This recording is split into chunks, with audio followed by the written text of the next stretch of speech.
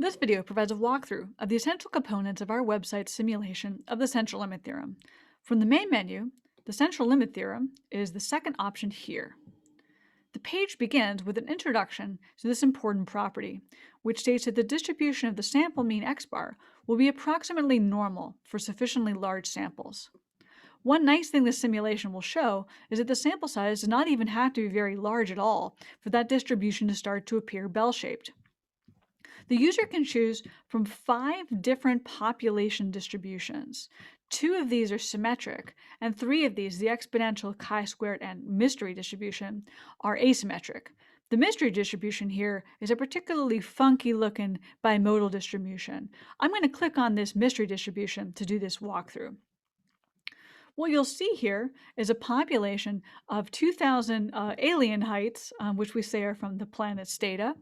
Okay, from here, when you press continue, the user has the option to start drawing samples from this population.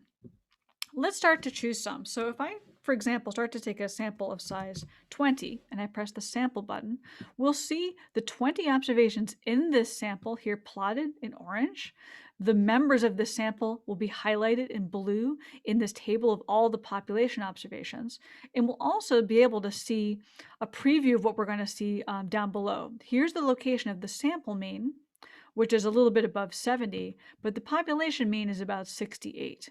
Now, as I scroll down even further, we can see that sample mean just above 70 plotted now on this graph here, which will plot the sample means as we sample from this population. So let me keep doing that. Let me take another one.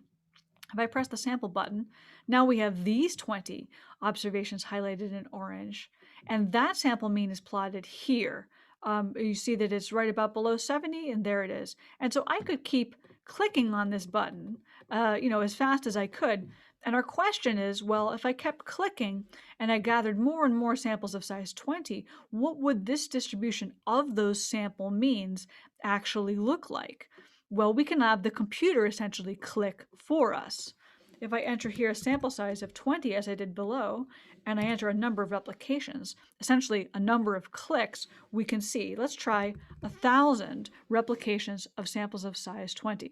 When I click the run button, we'll see all those sample means plotted here, and all of them also recorded here in this table that one can scroll through.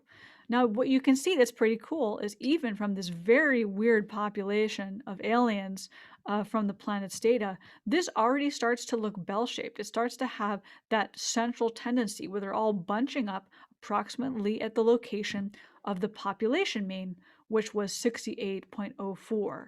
And to further be convinced that this is indeed a beautiful bell-shaped curve, we can convert each of these points to what they would be in a standard normal distribution with the mean of 0 and standard deviation of 1. Essentially, we can click this button and convert each of those points. And if we do that, you can see that indeed this is approximately a standard normal distribution. So that completes essentially a basic walkthrough of this simulation. In the next video, I'm going to show you some additional exercises you can do with students and some other more advanced features.